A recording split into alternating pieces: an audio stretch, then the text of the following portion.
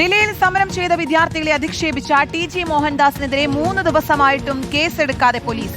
Cyber cell IG. പ്രകാശിന് അന്വേഷണ ചുമതല നൽകിയെങ്കിലും കേസെടുത്തിട്ടില്ല. അതേസമയം മോഹൻദാസിനെതിരെ പ്രതിഷേധം ശക്തമാവുകയാണ്. മോഹൻദാസിന്റെ എറണാകുളത്തെ വീട്ടിലേക്ക് AIYF ഇന്ന് മാർച്ച് നടത്തും. സംസ്ഥാന വ്യാപകമായി പ്രതിഷേധ പരിപാടികളും സംഘടിപ്പിക്കും. ടി.ജി. മോഹൻദാസിന് സംഘടനയുമായി ബന്ധമില്ലെന്നാണ് RSSന്റെ വിശദീകരണം. അർജുൻ മട്ടന്നൂരിന്റെ വിശദാംശങ്ങൾ നൽകാൻ. Good morning Arjun. അങ്ങേയറ്റം ഗുരുതരമായിട്ടുള്ള ആരോപണമാണ് ഉന്നയിച്ചത് ടി.ജി. മോഹൻദാസ് എന്നുള്ളതാണ്. ഇതിൽ RSS തള്ളിപ്പറയുകയും ചെയ്തിട്ടുണ്ട്. ഇതിലിപ്പോൾ കേസ് എടുക്കുന്നതിൽ എന്താണ് തടസ്സം?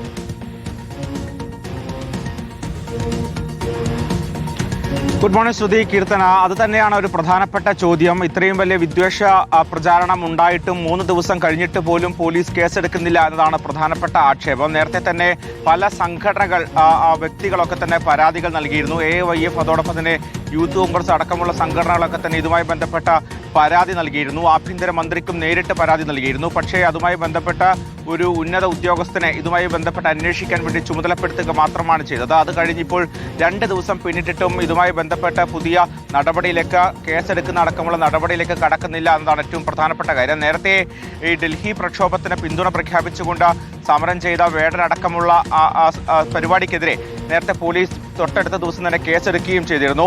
ഈ ടി.ജി. മോഹൻദാസിനെതിരെ രാജ്യവ്യാപകമായി തന്നെ വലിയ പ്രതിഷേധം ഉയരുന്നുണ്ട്. പ്രത്യേകിച്ച് സംഘപരിവാറിന്റെ ഒരു നേതാവ് ഇത്രയും ക്രൂരമായ വാക്കുകൾ ഉപയോഗിച്ചു എന്നത് വലിയ തോതിൽ സമൂഹ മാധ്യമങ്ങളിലും ചർച്ച ചെയ്യപ്പെടുന്നുണ്ട്.